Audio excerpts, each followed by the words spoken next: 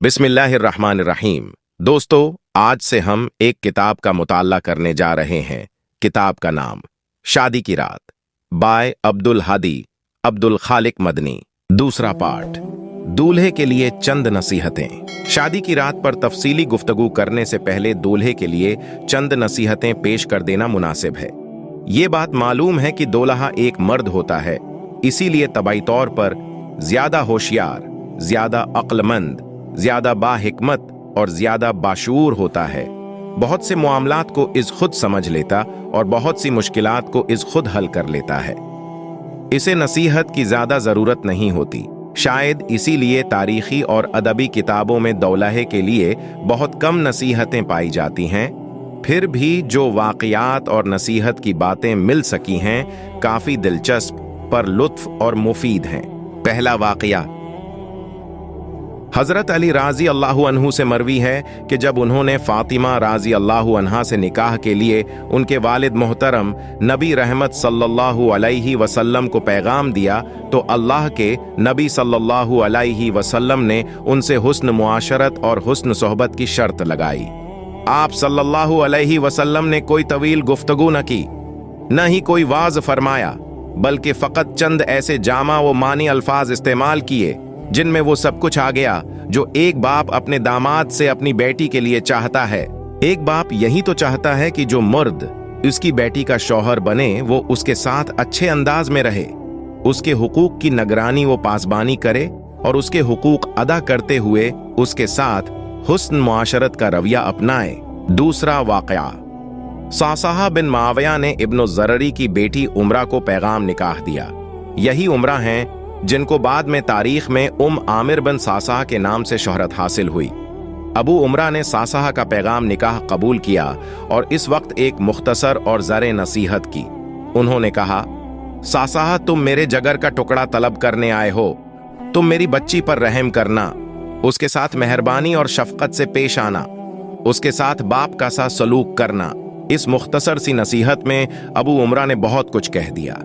उसने याद दिलाया कि सासा, तुम कोई सामान मसलन रेडियो, टेलीविजन या कंप्यूटर नहीं तलब करने आए हो और न ही कोई हैवान मसलन गाय, बकरी, डुम्बा या ओंट तलब करने आए हो, बल्कि तुम मेरे कलेजे का टुकड़ा, मेरे खून का एक हिस्सा, जाने पद्र, लख्त जिगर और नूर नजर का सवाल करने आए हो। अगर मैं अपनी लख्त जिगर तुम्हारे हवाले कर दूं तो उसका ख्याल रखना और उसके साथ रहम व शफकत का बर्ताव करना, और याद रखना कि एक शौहर को बाप की तरह होना चाहिए। बाप अपनी बेटी के साथ जैसा सलूक करता है ऐसे ही एक शौहर को भी होना चाहिए। एक बाप अपनी बेटी की हर तकलीफ और हर दुख दर्द पर तड़प जाता है और उसे दूर करने की कोशिश करता है। आम हालात में उसकी खुशी और आराम व राहत के लिए हर सामान मुहैया करता है, उसके लिए गैरतमंद होता है, उसकी पासबानी व निगरानी करता और हर शर व मुसीबत से उसकी हिफाजत करता है, उसका हर तरह ख्याल रखता है। बीमार पड़े तो इलाज करता और पूरी तरह आराम देता है।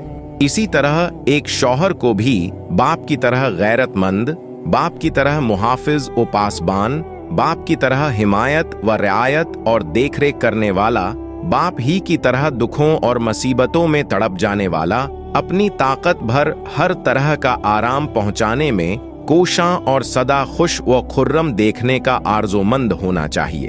अगर मज़कूरा नसीहत के मुताबिक अमल किया जाए और एक शौहर अपनी बीवी का उसी तरह ख्याल रखे जिस तरह एक बाप अपनी बेटी का ख्याल रखता है, तो गोया एक औरत की जिंदगी में शादी से कोई खास तब्दीली नहीं होगी, सिर्फ घर तब्दील होगा, लेकिन तौर तरीके और आराम व राहत के सारे असबाब पहले ही की तरह मैसर रहेंगे।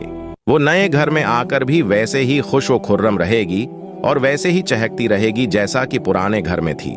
तीसरा वाक़या, उस्मान बिन अंबसा ने उक़बा की बेटी को पैगाम निकाह दिया। उक़बा उनके चाचा थे और मनगीतर उनकी चचीरी बहन।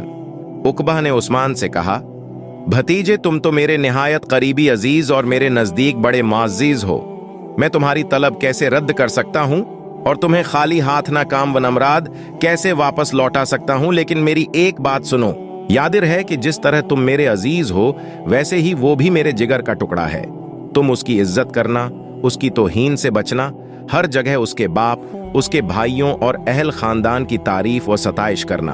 अगर तुमने ऐसा किया तो तुम्हारी इज्जत हमारी नजरों में और बढ़ जाएगी और तुम्हारा कद ऊंचा हो जाएगा। इसके बरखिलाफ अगर तुमने हमारी बेइज्जती और बदनामी की तो तुम्हारी इज्जत हमारी नजरों से भी गिर जाएगी और उसकी नजरों से भी, और तुम्हारा कद पस्ता हो जाएगा, नेज तुम्हारी शख्सियत दागदार हो जाएगी। मज़कूरा वाक़ियात को सामने रखकर अगर गौर किया जाए तो मालूम होगा कि एक बाप अपनी बेटी के लिए अपने दामाद से मंदरजा झेल अखलाक चाहता है। 1, उसकी बेटी के साथ अच्छे अंदाज में गुजर बिसर करे।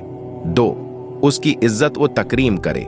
3, उसको आराम व राहत पहुंचाए और उसे अपने चमन की खुशबू बनाए।